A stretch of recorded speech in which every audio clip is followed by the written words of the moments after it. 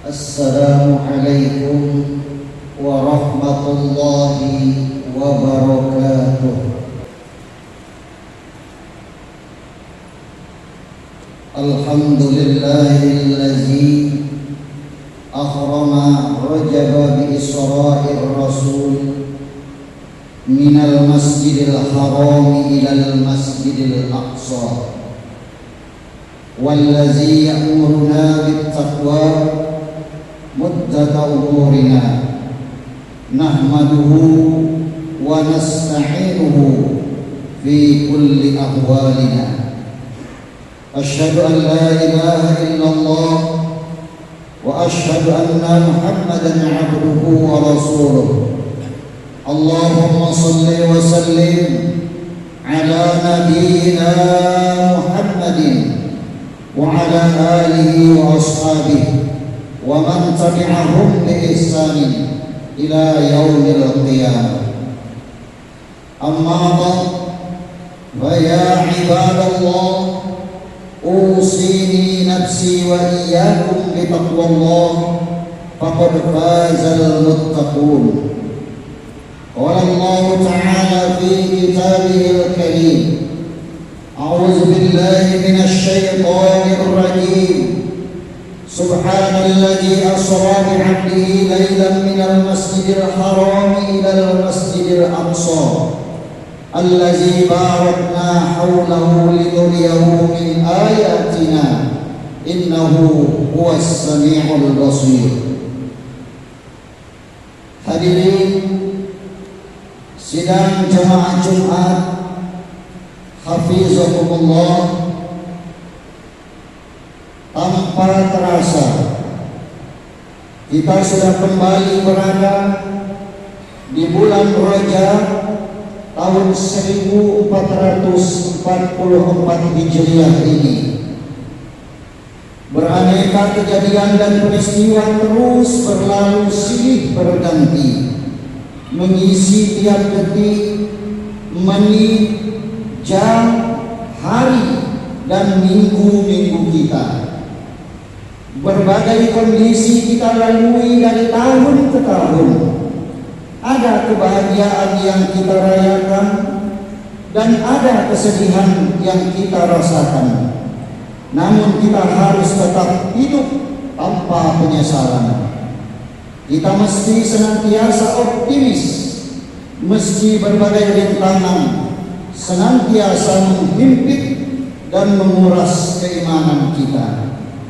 Karena ketakwaan adalah pangkal dari segala sikap dan keputusan kita menghadapi problematika dunia. Maka marilah kita senantiasa meningkatkan ketakwaan kita kepada Allah Subhanahu wa ta'ala. Marilah senantiasa kita bertambah percaya, yakin, dan mentaati perintah-perintah Allah Subhanahu wa ta'ala, serta secepat mungkin dan sejauh mungkin menghindari apa yang menjadi larangan-larangan Allah Subhanahu wa ta'ala. Hadirin sidang jamaah Jumat yang dimuliakan Allah, seperti halnya Rajab adalah bulan mulia di sisi Allah Subhanahu wa ta'ala, maka kita mestilah memuliakannya dengan sungguh-sungguh.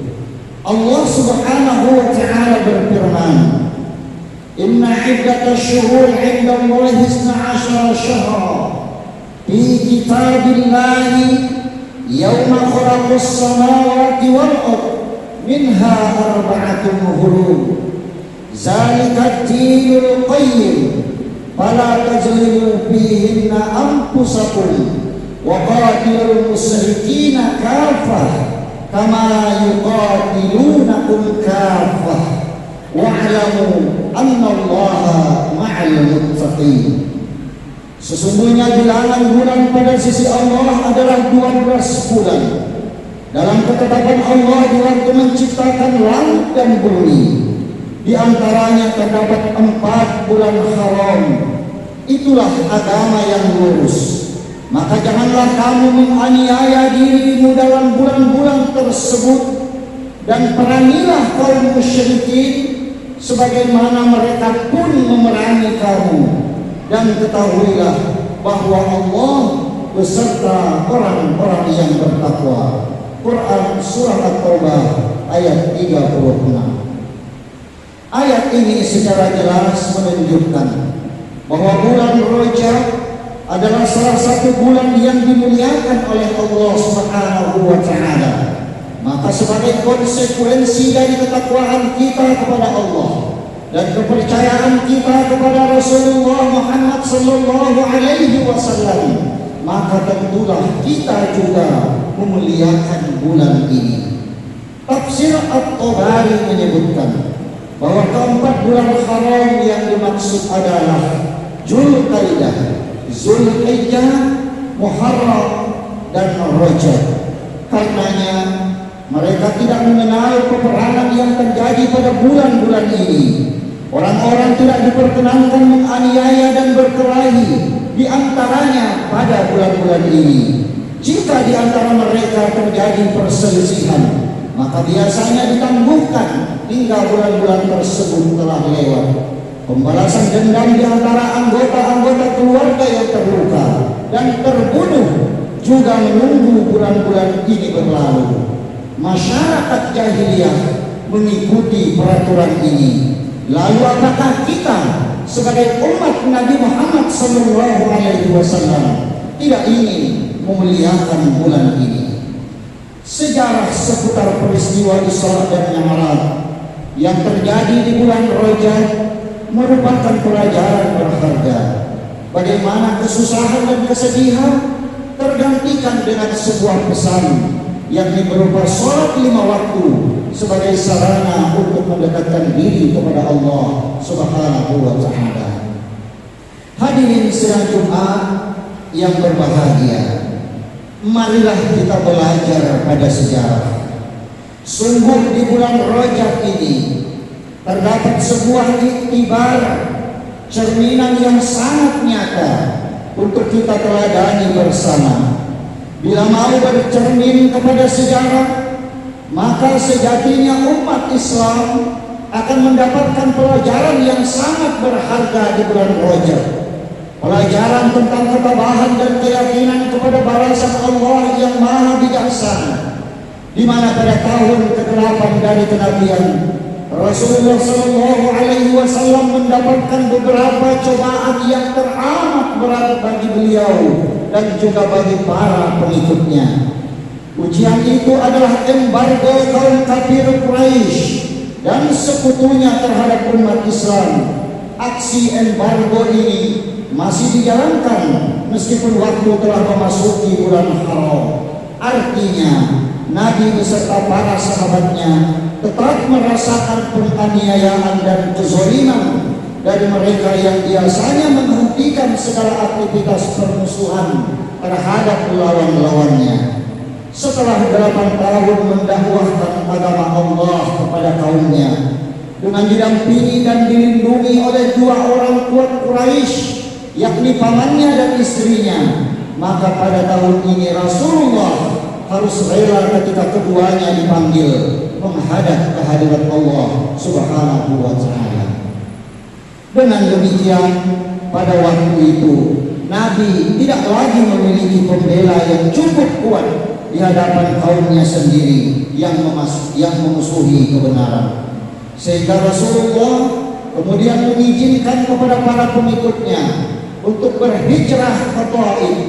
Namun rupanya Bani Thaqif yang menguasai tanah Taif tidaklah memberikan sambutan hangat kepada para sahabatnya. Mereka yang datang meminta pertolongan justru diusir dan dihinakan sedemikian rupa. Mereka dilempari batu hingga harus kembali dengan kondisi berdarah-darah. Keseluruhan cobaan berat ini dialami Rasulullah dan para sahabatnya pada tahun yang sama, yakni tahun ke-8 semenjak Rasulullah memproklamirkan dirinya sebagai Nabi dan Rasul akhir zaman.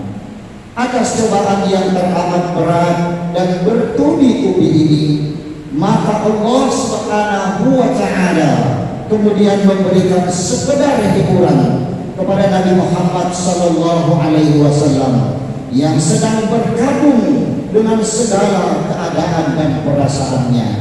Rasulullah menerima sepaket perjalanan rekreasi untuk menyegarkan kembali gairah semangat perjuangannya dalam menegakkan misi tauhid di muka bumi.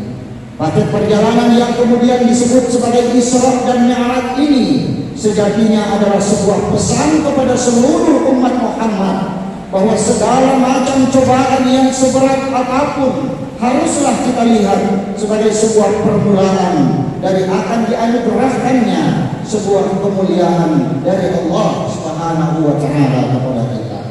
Siang Jumat yang dimuliakan Allah, hal lain yang dapat kita petik pelajaran dari bulan Rajab selanjutnya adalah perjalanan Rasulullah Muhammad sallallahu alaihi wasallam dari Masjidil Haram menuju Masjidil Aqsa.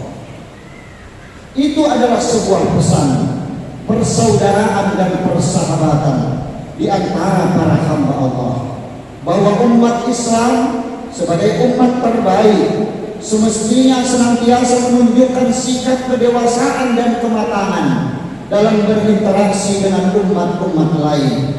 Meski Nabi Muhammad sallallahu alaihi wasallam sebenarnya dapat saja langsung menuju langit tanpa melewati Masjidil Aqsa, namun Allah tetap membawanya menuju Masjidil Aqsa, pusat peribadahan nabi-nabi sebelumnya. Ini dapat berarti bahwa umat Islam tidak memiliki larangan untuk berbuat baik terhadap sesama manusia, sekalipun kepada golongan di luar agama Islam. Hal ini dikarenakan Islam menghargai peraturan-peraturan sebelum Islam, seperti halnya khitan yang telah disyariatkan sejak zaman Nabi Ibrahim alaihissalam.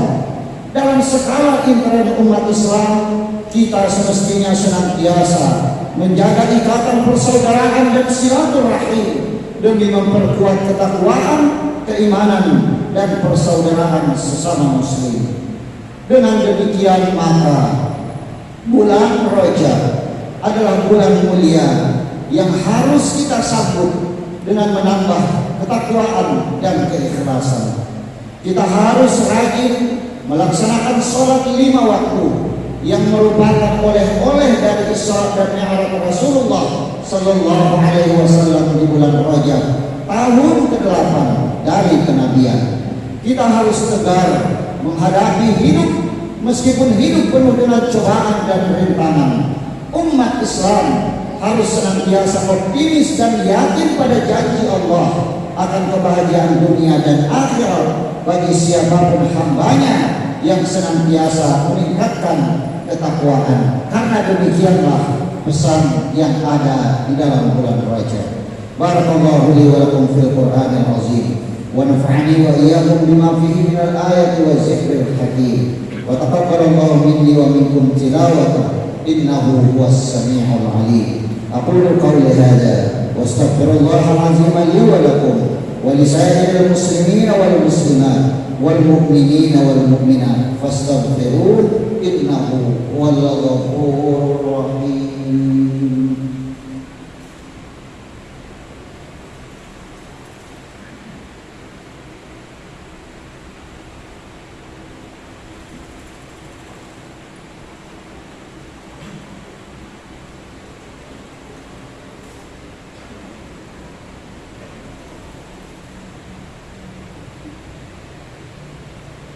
Alhamdulillahi ala ihsani wa syukru lahu ala taufiqihi wa imtinani.